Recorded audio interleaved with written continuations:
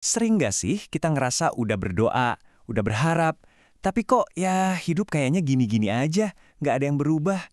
Nah, hari ini kita bakal bedah tuntas satu ide penting banget, kenapa keberuntungan sejati itu nggak akan pernah datang buat mereka yang cuma duduk diam nungguin.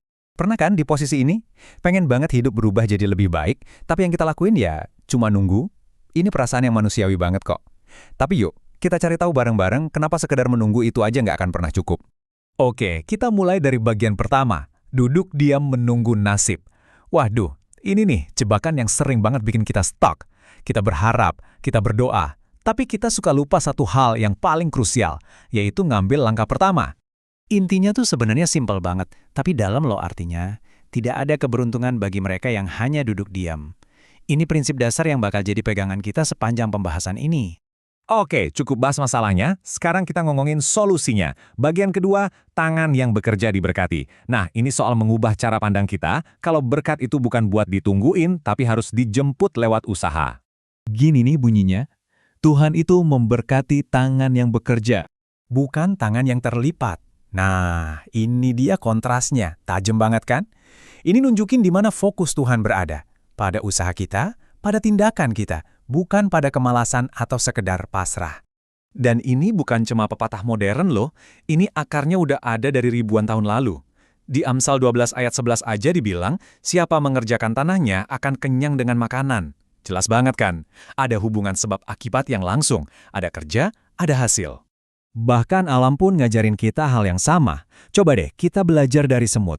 Dia nggak pernah tuh duduk-duduk nunggu makanan jatuh dari langit, dia kerja terus, kumpulin makanan, dan hasilnya dia nggak pernah kekurangan. Wah, contoh sempurna dari pentingnya jadi proaktif. Oke, selanjutnya kita sambungin nih antara keyakinan di hati dengan tindakan nyata. Bagian ketiga, iman yang bergerak. Gimana sih caranya biar doa dan usaha kita itu bisa dan bahkan harus jalan beriringan?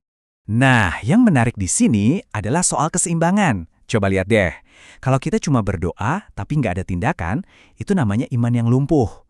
Tapi sebaliknya, kalau kita bertindak terus tanpa doa, itu bisa jadi kesombongan. Jadi dua-duanya ini harus jalan bareng. Iman kita itu harus jadi bahan bakar yang menggerakkan kaki kita. Dan konsep ini tuh dipertegas banget di salah satu ayat yang paling terkenal soal ini. Yakobus 2 ayat 17 bilang, iman tanpa perbuatan adalah mati. Tegas banget kan?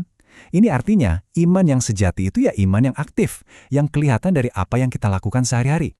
Bisa kita bayangin kayak gini deh, Tuhan itu udah bukain pintu kesempatan lebar-lebar di depan kita. Tapi tetap aja, kitalah yang harus punya keberanian buat melangkah masuk lewat pintu itu. Kesempatan dari Tuhan tetap butuh respons dan tindakan dari kita. Dan tau nggak sih, ternyata prinsip ini tuh universal banget. Ini bukan cuma ada di satu keyakinan aja. Di bagian keempat ini, kita bakal lihat bagaimana hikmat kuno dari Tiongkok juga mengajarkan hal yang sama persis. Oke, pepatah Mandarin yang pertama berbunyi seperti ini. Dibacanya Zuo Deng Xing Yuan Bu Hui Dao Lai. Yang artinya, duduk menunggu keberuntungan, ia tidak akan datang. Wah, sama persis kan? Keberuntungan itu buat mereka yang main di lapangan, bukan buat yang cuma jadi penonton di tribun. Nah, pepatah yang kedua ini mungkin lebih sering kita dengar. Tianchu, Chu Chu Ja. Artinya, langit menolong mereka yang menolong dirinya sendiri. Sekali lagi, kita lihat tema yang sama. Inisiatif pribadi itu kunci utamanya. Dan yang terakhir, Putung Ce Wu Ho. Artinya, tanpa bergerak, tidak ada perolehan. Intinya, mau ada hasil, ya harus ada aksi. Nggak bisa cuma niat baik atau angan-angan aja. Oke, kita udah paham nih teorinya. Sekarang pertanyaannya, terus kita harus ngapain? Nah, ini dia panggilannya untuk kita semua. Saatnya untuk melangkah maju.